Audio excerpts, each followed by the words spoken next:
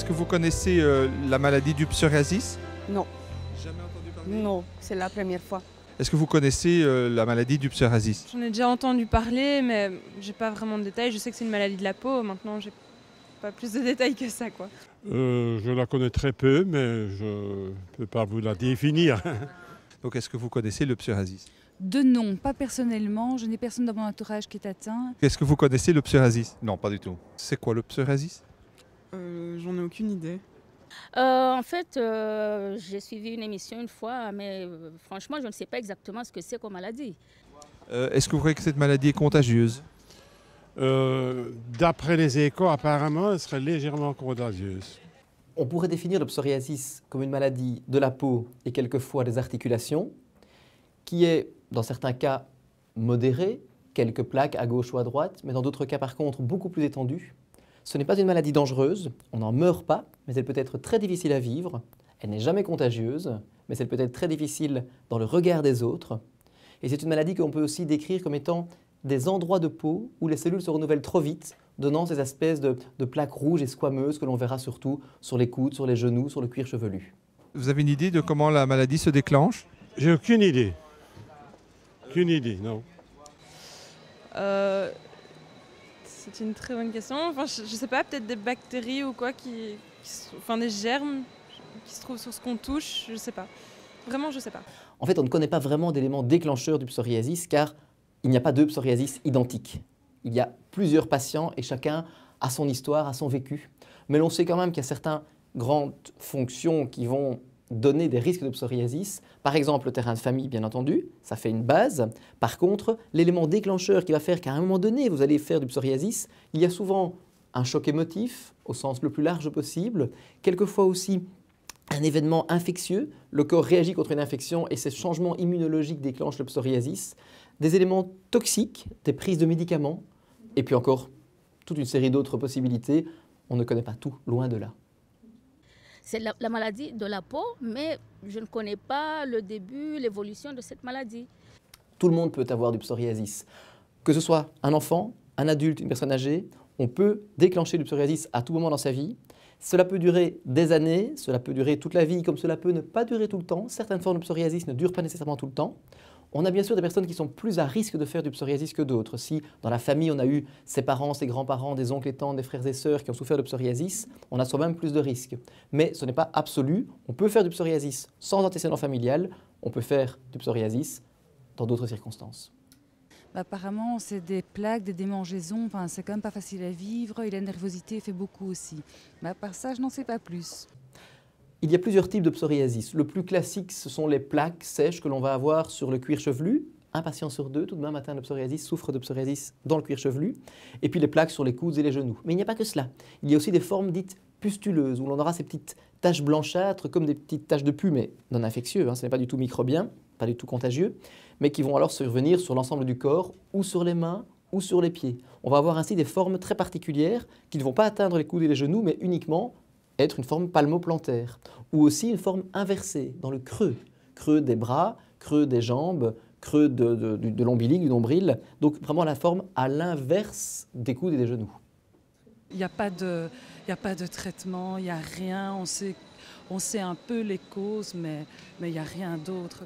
On ne peut pas vraiment guérir du psoriasis. Par contre, de plus en plus et de mieux en mieux, on peut le soigner de telle sorte qu'on n'en souffre pas.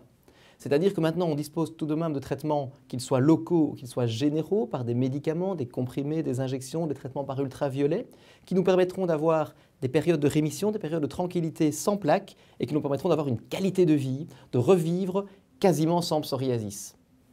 En tout cas, moi, ce que j'ai vu, c'était une femme qui souffrait de cette maladie, qui n'arrêtait pas de se gratter. C'est vraiment l'enfer, hein. L'enfer. Elle disait qu'elle ne savait pas vivre comme ça, c'est vraiment l'enfer. À ma connaissance, on n'a pas encore trouvé un remède vraiment tout à fait efficace. Je sais qu'il y a des personnes qui doivent être hospitalisées, tant ça démange aussi, c'est désagréable, donc c'est quand même quelque chose d'assez sérieux, quoi. Alors, il est évident que, évidemment, et de manière très logique, ce sont les patients les plus sévèrement atteints qui ont fait l'objet de la plus grande attention de la part de la recherche médicale. Et donc, ce sont pour ces patients qu'on a maintenant de nouveaux traitements depuis quelques années qui permettent vraiment de changer la prise en charge de ces patients. Et on a des traitements beaucoup plus efficaces et beaucoup plus sûrs que ce dont on disposait jusqu'à présent. Et donc, vraiment, on peut considérer que la vie des patients atteints de psoriasis sévère a complètement changé depuis 10 ans. C'est très envahissant. Ça perturbe beaucoup la vie des gens qui ont du psoriasis, et d'autant plus qu'il n'y a pas de remède, voilà. Pour les patients atteints de psoriasis léger à modéré, on a quelquefois l'impression qu'on ne peut encore rien leur proposer, qu'on en reste aux pommades à la cortisone, et qu'à côté des patients atteints de psoriasis sévère pour lesquels on a de nouveaux traitements qui nous donnent beaucoup d'espoir, on serait un peu plus démunis. Oui, c'est peut-être encore un peu vrai aujourd'hui, surtout pour les psoriasis limites, ceux qui sont justement modérés, c'est-à-dire plus que légers, mais pour lesquels on ne peut pas encore passer à des traitements plus lourds ou plus complet. Et bien pourtant, l'évolution actuelle de la recherche fait qu'on pense bientôt arriver à des applications peut-être de nouvelles pommades qui découleraient justement de ces nouveaux traitements. Et donc ce n'est pas encore pour aujourd'hui, peut-être pas pour demain matin, mais disons que dans les prochaines années, on devrait avoir des nouveautés, même pour les psoriasis limités en surface par exemple. Est-ce que vous pensez que les gens qui sont atteints de psoriasis ont une souffrance physique? Physique et morale aussi, parce que bon, les gens les regardent, on dit ah, qu'est-ce qu'il a, c'est dégueulasse, alors qu'en fait c'est pas toute leur faute. Donc ça doit être vraiment un gros moment de solitude pour eux.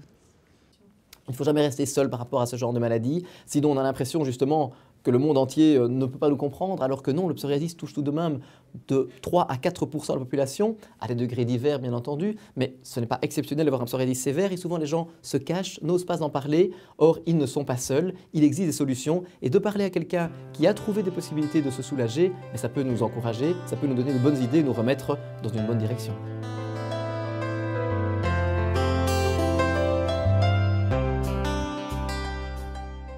Donc on est ici au salon, à Auderghem, ça s'appelle Lilon Coiffure.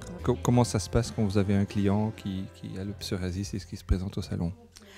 Oh ben, nous, on n'a pas trop de soucis avec ça. On a des clients avant déjà de connaître l'association qui en avait. On les soignait avec des shampoings doux. Maintenant, on intercale l'huile d'argan qui adoucit très très fort le problème. Quand ils nous téléphonent et qu'ils ont eu notre adresse par l'association ou sur Internet, ils se présentent en disant « Voilà, j'ai le psoriasis, est-ce que je peux prendre rendez-vous ?» Donc, je le dis sans problème, vous venez quand ça vous arrange, on essaye de voir ce qui est possible et... voilà. Ou des clients de chez nous qu'on sait qui avaient un petit problème au départ et qui ça s'accentue en devenant psoriasis. Est-ce que les patients vous parlent de leurs problèmes? Oui. Ah oui. Actuellement, les gens en sont beaucoup moins gênés que avant. On a essayé de cacher ça, d'autant plus que ce n'est pas contagieux, donc il n'y a pas de souci qu'on ait une appréhension. Ils ne doivent pas avoir peur de venir, qu'il faut pas attendre qu'on doit se couper les cheveux ou quoi que ce soit, ou de faire une couleur, ou quoi que ce soit.